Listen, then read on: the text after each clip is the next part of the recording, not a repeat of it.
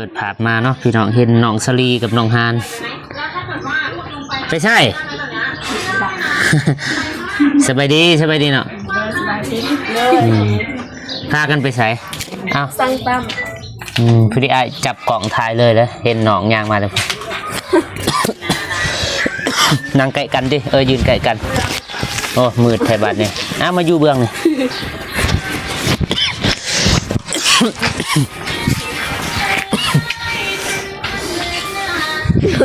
สบายดีอีกเธอนึงเลยสบายดีเลยพากันไปใส่มาสั่งต้มต้มหรือตำตำมีตำตีนตำไก่เลยสิไปสั่งบ่นี่เลยฮะเลยคือบุขี่รถมาจ้ะพ่อบ่มีรถถีบเลยไปปะอยู่ใส่ไปแม่ไปสั่ง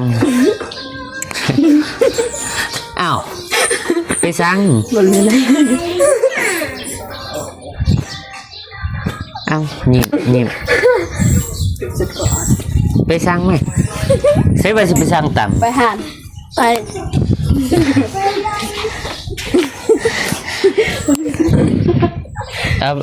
ลืมบ่ไปก็ได้บ่ยอมนี่มานั่งกินน้ำไอ้นี่ไอ้ฮักกระซังมุงยางกินฟรีได้มื้อนี่โดยมาพอคนใจบุญ มานั่งนี่สิถ่ายซะกระเทินละบังเอิญได้เห็นน้องเพิ่นเนาะเอ้าคือนี่นั่งไก่กันนั่งนี่นะบ่ต้องจับไม้ก็ได้ปะไว้แม่บ่ให้ไอ้ก็บินได้ตั้งลิจเหลวนายันเป็นมาเป็นลิ้นเหลวใกล้กันที่มันจังเห็น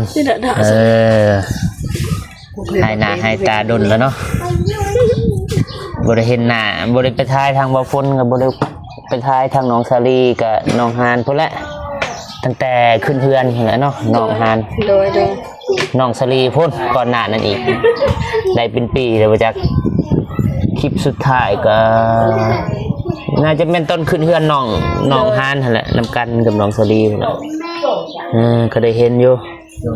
แต่นั้นมากก็บริมีโอกาสเนาะบริไปทายทางน้องคนเราจะห้องคนเดียวเลยไม่ตายอ่ะ14กับคอมเมนต์ไลน์อยู่ไม่ทายจะห้องคนเดียวมาหาน้องซาลีแน่เพิ่นว่าคิดฮอดบ่ได้เห็นดนล่ะบางคนก็มาหาน้องฮานแน่เพิ่นว่ามื้อนี้บังเอิญเนาะบ่คนมีโอกาสผู้ได้เห็นน้องเพิ่นย่างมาว่าสิไปสั่งตำบ่ตำสมพอดีอ้ายสั่งตำสมกี่นี่เอาใส่เกินเจ้าพ่อนั่งเลยอยู่เด็ดเอาไว้ตัวแหกแกแหกมากินน้ำกันเด้อบ่ต้องไปสั่งให้เสียเงินหรอกโดยนั่งอยู่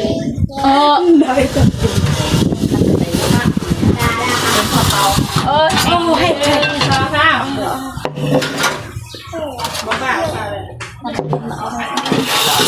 ยำมันนี่ติ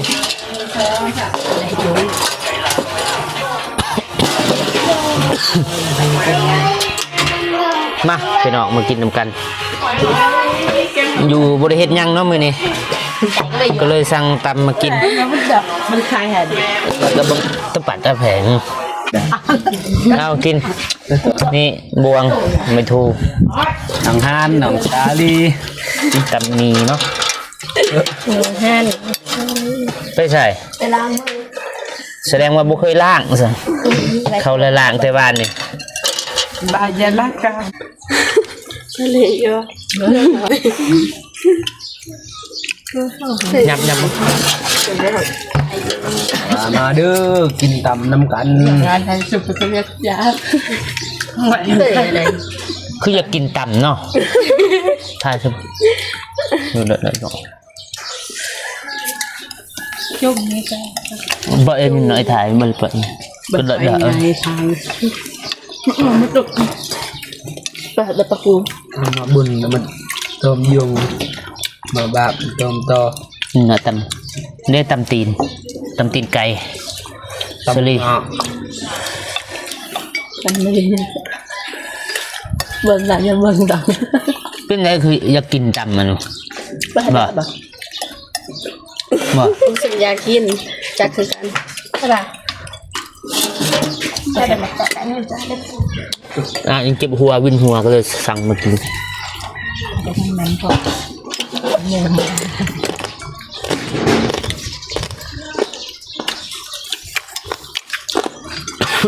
กินยาตัว เบื่อเขาจัง ธรรมชาติว่ะตั้งแต่นั่นใด มาเด้อพี่น้องกินตำมั่ว เติม ตำเส้นเฟอร์กินกับน้องๆเพื่อนน้องชาลีน้องฮาน ได้อมมั้ง ไปใช้บ้านนี่น้องฮาน ไปพานมัน ยายๆป่ะ 10 เพบัต โธ่ทุลายค่ะด้วยแล้วบ้านนี่ชาลีไปใช้บ้านนี่ กับน้องฮาน ไปทำกัน โดย ไอ้ว่าสิไปหาบ้านนี่ไปหาอยู่เฮือนไปเยี่ยมไปยามหั่นแหละบ้านนี่บ่ไอ้เสร็จไปลืมแล้วบ่ชื่ออยู่บ่ โดย บ้านนี่บ่ วันนี้ แต่ว่าทางน้องเพิ่นบ่อยู่ข้าเวียกเสร็จหาโรงหานพุ่นอยู่สวนเพิ่นว่า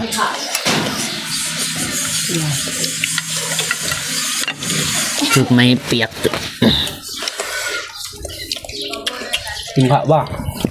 หมาอยู่จะซักตู้ก็เซนเซน เดี๋ยวใครจักเทื่ออะไรมันอาหาร ยัง น้องเคยรีเลย ฮะ ใครจักเทื่ออะไรมัน กระเดียว เคยเดียวได้จักล้าน ไข่ดิบ ฮะใครดิบได้จักล้าน 2 ล้านบาท มันแม่เท้า มันไม่เท่า ต้นไม้ ดูต้นกระจัง กลับใส่มันเปลี่ยนอะไรดิก็เอาเนี่ยได้เสร็จแล้วอยู่ น้องฮานไปบ่มือบุญบานน้องบอง ไป ไปบ่ ไป ไปเอาไป กับสายละเพชร ชาลีบ่ได้ไปบ่ บอก เป็นหยังคือบ่ไป มีรถ ตอกๆอยู่เฮือนอยู่ ใส่สิมี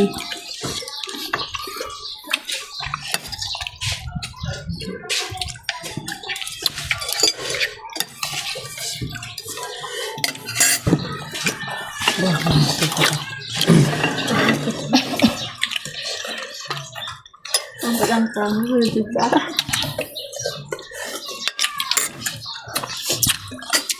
อะไร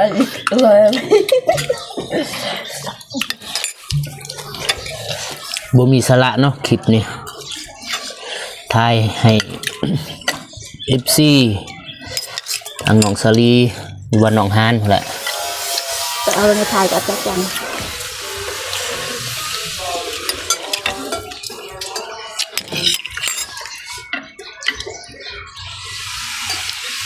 รู้จักสิเว้าหยังเนาะ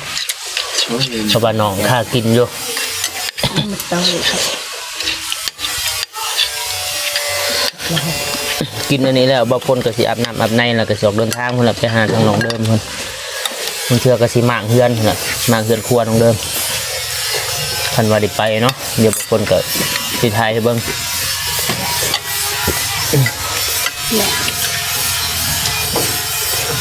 เพราะว่าตอนนี้ก็ประสานหาทางไอ้นงเพิ่นอยู่หลายคนน้องชายบ่มี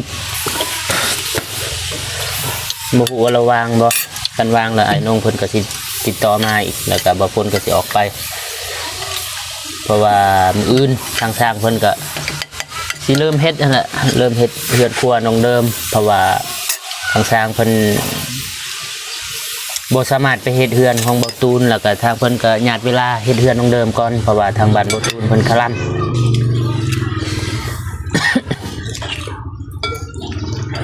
ถ้ามิดว่าสิขึ้นสิตั้งเสาเฮือนของบ่ตูนมื้อนี้แต่ว่าทางบ้านเพิ่นมีคนเสีย หรือว่าคนตายโหงเนาะทางไทยทางลาวคนตายโหง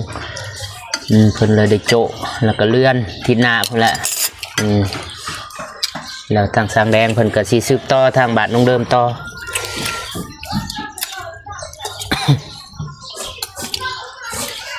ถ้าเบลกินบ่บ่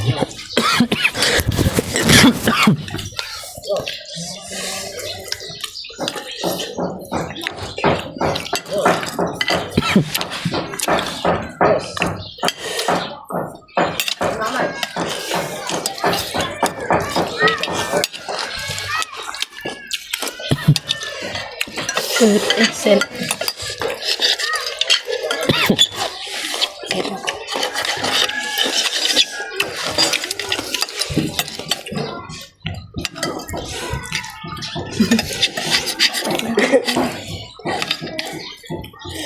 ต้องเสร็จแล้วตัวนี้เรา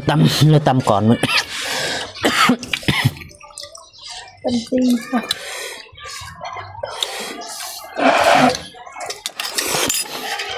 ใส่แบบจากดัก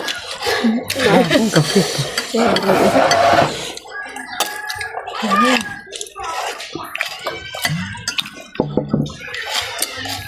กินตำด้วยกุศลสาวนกสาวนิดเจียวเส้น กินตำเด้อมานะ เจียวเส้น หูจักบ่หั่น สมัยนี้ บ่หูบ่หูอยู่หรือหูเขา โอ้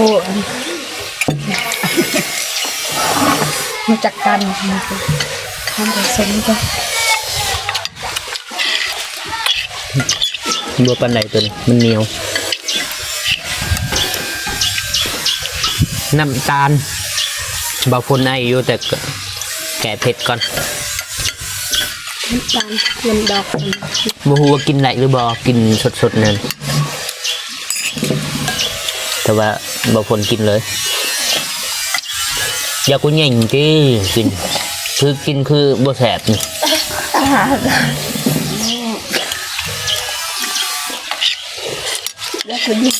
หน้าบูดหน้าเบี้ยวถ้าน้องหานกินแห้งคนคือหลายแห้งไปเห็ดปากบิดปากเดียว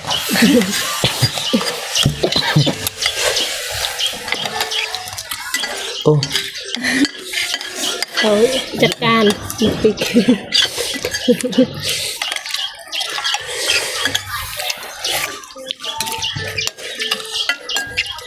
ุ๋ยจะแบบ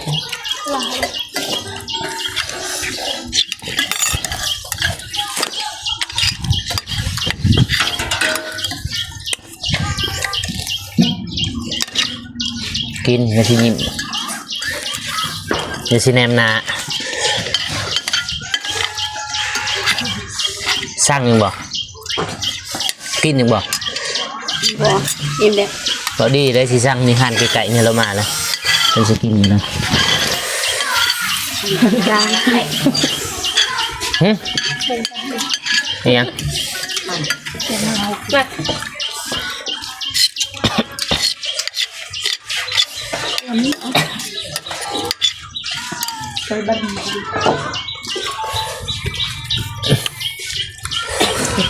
จะได้บริเข่ากล่องดนเลยน้องฮานน้องสลีคือว่าดนเติบเลยทีมงานทำบริการ ด้วยก็จะเป็นแน่แต่ คือโบเต้นเลยฉันจะตื่นเต้น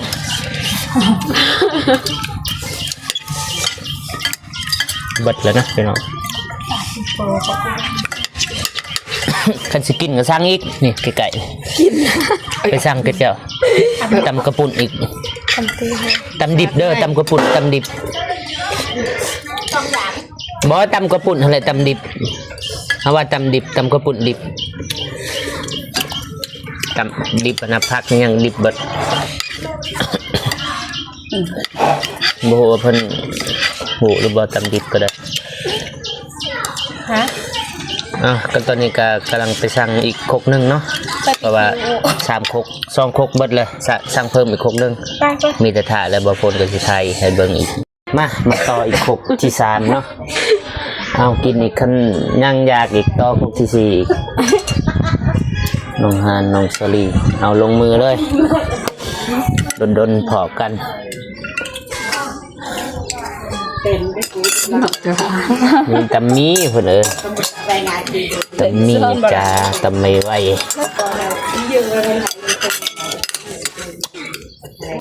เคยจับตัวเด้อ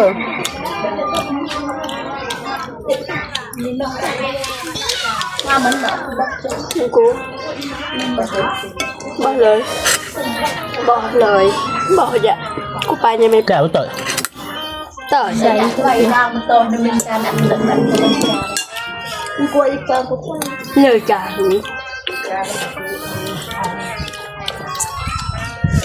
เอาแล้วล่ะทุกสิ่งไม่มาตกก้ามันละกูไปกิน ไม่ว่องก็อยู่ในไทย ไปดู ยกเตย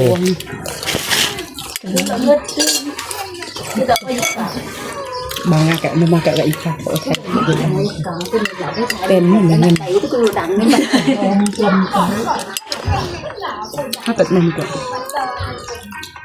ไม่เคยหลังไม่เคยนะเนี่ยดำนี้ทำ saya boleh peruka Unseng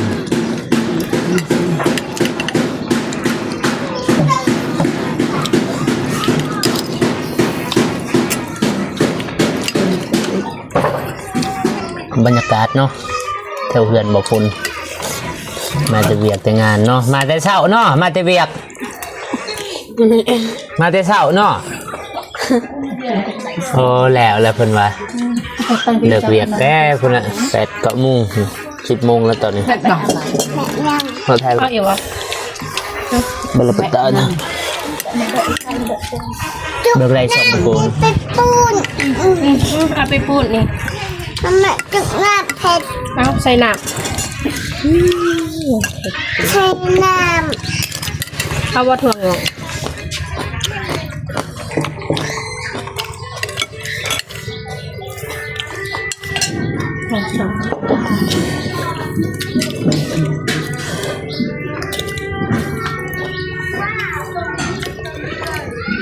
มันประกาศจะมีอะไร นั่นเป็นงูป่า เรื่องสักการะ เน็บเลยจนมันเปียกเน็บใส่เสื้อใส่แขนเสื้อนี่อยู่นี่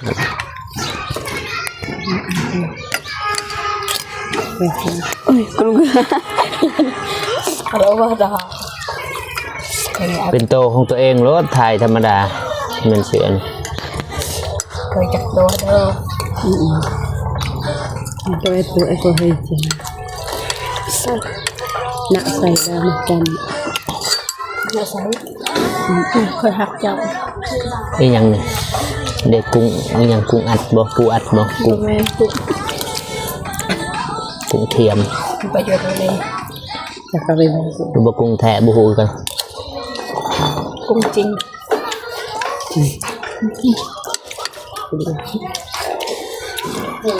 อารัดอารัด เอาแบบนี้เวลากระอาด หน่อยหัน ยังมันก็ มัน เอา หยิบลงมาแบ่งจะดันแก เขามาเสือง ใส่เอ้ย แบบภาษาลาวติ14เพิ่นบ่ฮู้ฟังบ่เข้าใจ ไปหันแบ่งเอาเลยตอนปีมป่า เลยดีบอก FC เข้าใจ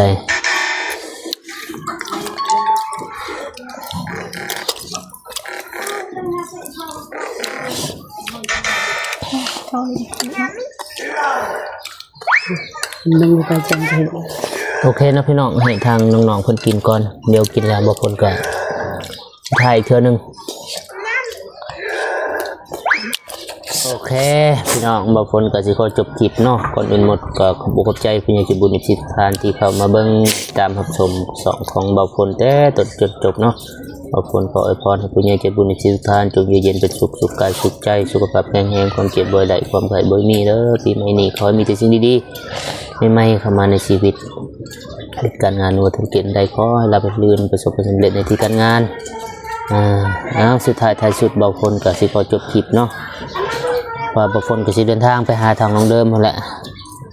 แต่ว่าตอนนี้รถบ่ทันมาสิเอารถจักรกันนี้ไปเนาะทางแม่เพิ่นก็ฝากซื้อน้ำ โอเคบ่แล้วยังห่างเนาะบ่ฝนก็สิขอจบคลิปเพียงเท่านี้เนาะพอกันคลิปหน้าสำหรับคลิปนี้บ่ฝนขอความสบายดีเด้อบ๊ายบาย เคยจามมันนี่